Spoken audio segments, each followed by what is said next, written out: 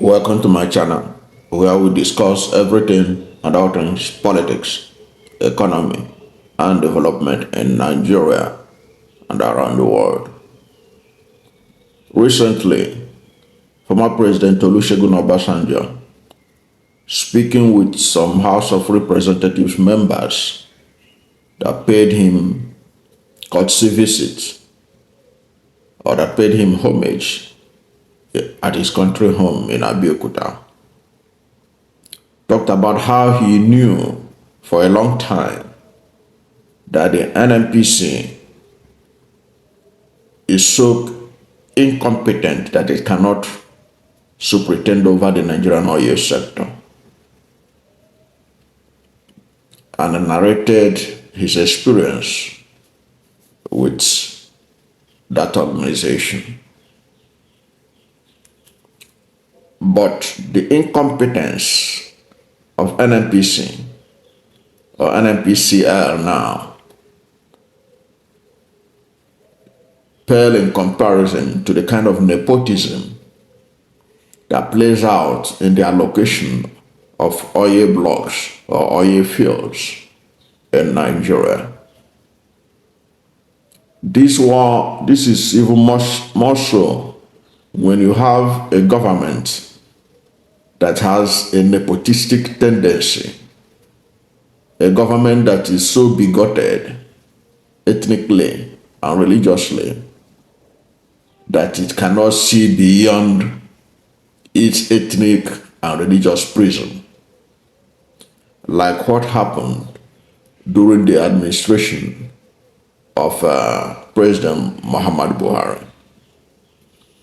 We all know that that administration was one of the most incompetent and yet most ethnically bigoted governments to have ever run a nation, especially in West Africa. A case in point was the experience that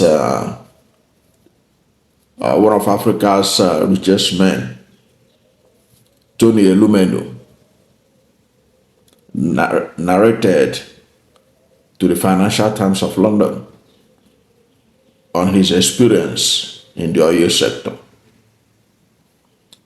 And we know that Tony Elumelu is one of those who initially did not make his money through the oil sector. He was a financial person. A few years ago, he decided to expand into the oil sector. And that was when the system showed its hand. And unfortunately for him, he wanted to enter the sector during the time of President Muhammadu Buhari. Of course, it's no longer news that several oil companies like Shell, Total, Eni, and what have you, they are divesting from Nigeria for various reasons. Operational environment, and also because of expansion in the energy sector, in which the hydrocarbon is being abandoned for renewable energy and all that. So financial institutions abroad are not ready to support further exploration that will release more carbon into the atmosphere. So people were buying into these organizations as they are divesting from Nigeria. Tony Elumelu was among those who took the gauntlet and decided that he wanted to enter into that sector. According to what he narrated to the Financial Times, in 2017, he was able to raise $2.5 billion and identified an oil field in which the people that are running it were divested from Nigeria. And he approached the government of President Muhammadu Buhari that he has been able to raise $2.5 billion to buy into a company that was divesting from Nigeria, and oil field that its operators, foreign operators, were divesting from Nigeria. But that was blocked by President Muhammadu Buhari and his chief of staff, Abba Kyari. Why did they block it at that time? Before I go further on that, if you are new to my channel, you have not yet subscribed to my channel, please subscribe to my channel. Hit the subscription button, hit the notification bell. When you subscribe to my channel and hit the notification bell, anytime I have a new video, you'll be among the first to know. God bless you. And please don't forget to like this video, because when you like it, Google will rank it high and recommend it for more people. Also, don't forget, I have books that you are seeing on the screen. These are some of my books. They are available on Amazon. Just by typing the title of these books and the author name in Google, Google will take you directly to the Amazon platform, where you can get this book either as an e-book or paperback or hardcover. Amazon is #1 in print-on-demand services in the world. They will bring it to your doorstep. If you order for it anywhere you are around the world, they will bring it to your doorstep. That's it on that. And I also put a link to these books under this video, so that you can also directly have access to these books. Thank you, and God bless you and yours. Now, back to business. Why did Muhammadu Buhari and his chief of staff block Tony Elumelu from purchasing an oil field that the foreign owners or foreign operators were divesting?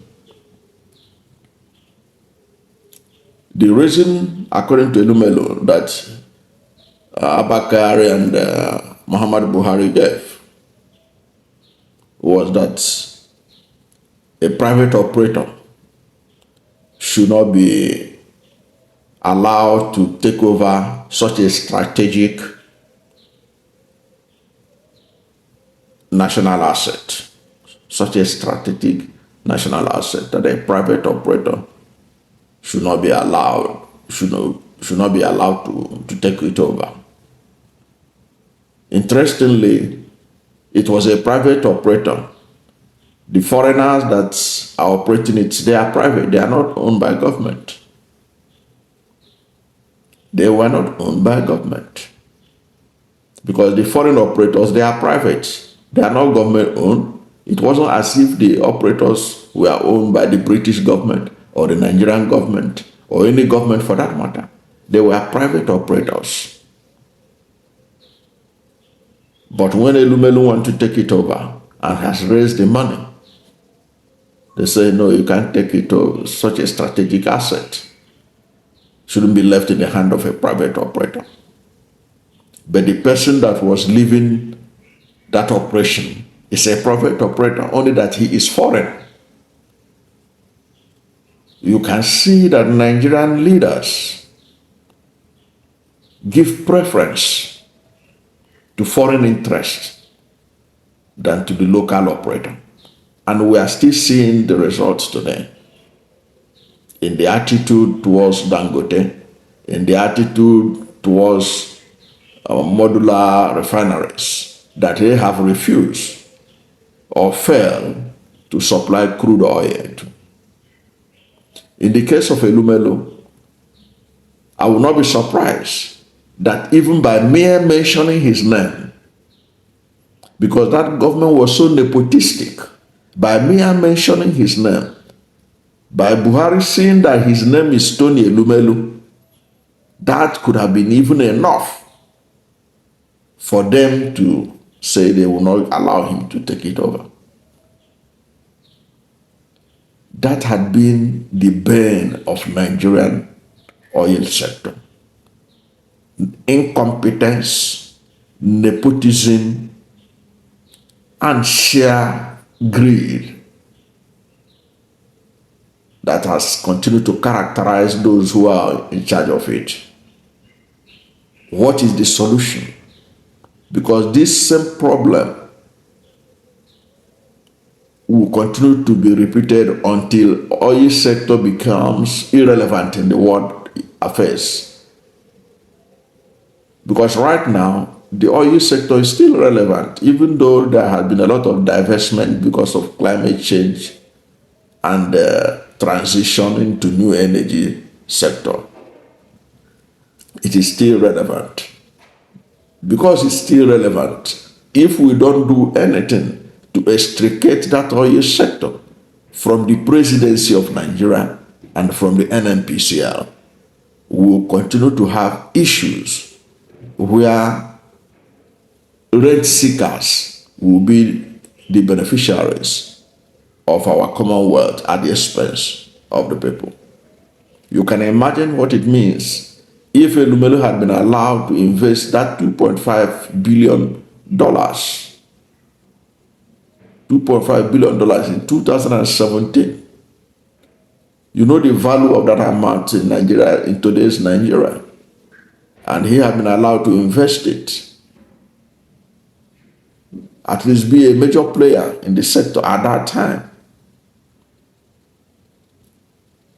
They refused to allow him to have it because of sentiments, because there was no genuine reason they could give to him. There was no cogent reason for denying him that investment. Can only be because of where the sound of his name, where he was coming from. That is how our oil sector has continued to be in a total mess all these years. And we are still seeing it today. Until we remove the presidency, we remove all these people and totally allow it to be in the hands of the private sector, like every other private business in Nigeria. The corruption, the nepotism in that sector will continue to be a bottleneck to achieving sustainability in that sector. And Nigerians will continue to complain, and the Nigerian public will continue to be shortchanged.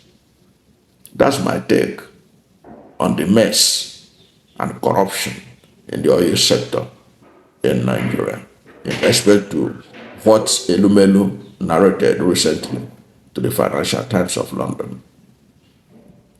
Thank you for watching this video. And if you are new to my channel, you have not yet subscribed to my channel, please subscribe to my channel, hit the subscription button, hit the notification bell. When you subscribe to my channel and hit the notification bell, anytime I have a new video, you'll be among the first to know. God bless you. And please don't forget to like this video, because when you like it, Google will rank it high and recommend it for more people. Thank you, and God bless you and yours.